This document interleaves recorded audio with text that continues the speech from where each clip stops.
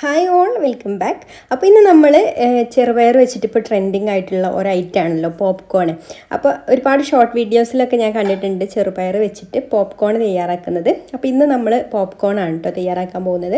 അപ്പോൾ ഞാൻ ആ ഒരു വീഡിയോയിൽ കുക്കറിലാണ് കേട്ടോ കണ്ടിട്ടുള്ളത് പോപ്കോൺ ഉണ്ടാക്കുന്നത്. അപ്പോൾ അതിന് വേണ്ടിയിട്ട് ഞാനിവിടെ ഒരു 5 ലിറ്ററിൻ്റെ കുക്കർ അടുപ്പത്ത് വെച്ചിട്ടുണ്ട്.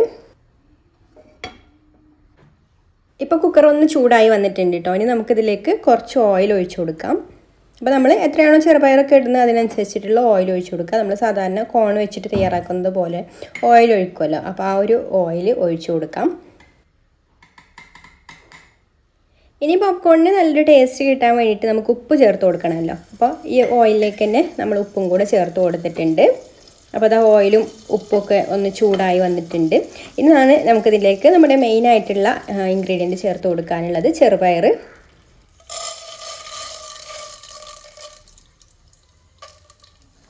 അപ്പോൾ ഞാനൊരു 1/4 കപ്പോളം ചെറുപയർ ചേർത്ത് കൊടുത്തിട്ടുണ്ട്.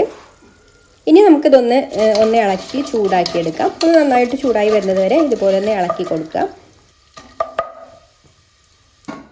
എന്നിട്ട് നമുക്ക് കുക്കർ അടച്ച് വെച്ചിട്ട് ഒരു മിനിറ്റ് വരെ വെയിറ്റ് ചെയ്യാം. അപ്പോൾ നമ്മൾ സാധാരണ കുക്കറിലൊക്കെ കോൺ ഉണ്ടാക്കുന്ന സമയത്ത് ഇങ്ങനെയാണല്ലോ പോപ്കോൺ ആവാൻ വേണ്ടിയിട്ട് നമ്മളത് പൊട്ടിത്തെറിക്കാതിരിക്കാൻ വേണ്ടിയിട്ട് ഒന്ന് അടച്ചു കൊടുക്കും. പിന്നെ ഇതാ ഇതുപോലെ ഒന്ന് കുലുക്കി കൊടുക്കുന്നുണ്ട് കേട്ടോ. അപ്പോൾ ആ ഒരു വീഡിയോയിൽ ഇതുപോലെ കുലുക്കി കൊടുക്കുന്നത് കണ്ടിട്ടുണ്ട്. അപ്പോൾ ഞാൻ അതുപോലെ ഒന്ന് കുലുക്കി കൊടുത്തിട്ടുണ്ട്.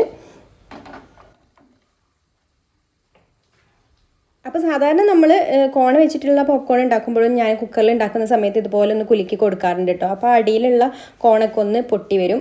പൊട്ടാതെ കിടക്കുന്നതൊക്കെ ഉണ്ടെങ്കിൽ പൊട്ടി മുകളിലേക്ക് വരും.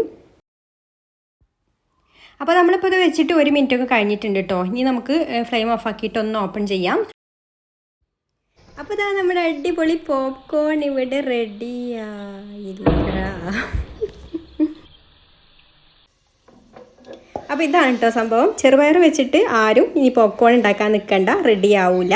ഇനി ആർക്കെങ്കിലും പോപ്കോൺ ചെറുപയർ വെച്ചിട്ട് ഉണ്ടാക്കാൻ പറ്റിയിട്ടുണ്ടെങ്കിൽ താഴെ ഒന്ന് കമൻറ്റ് ചെയ്യണേ. അപ്പോൾ ഇനി മറ്റൊരു നല്ല അടിപൊളി വീഡിയോ ആയിട്ട് വീണ്ടും കാണാം. താങ്ക്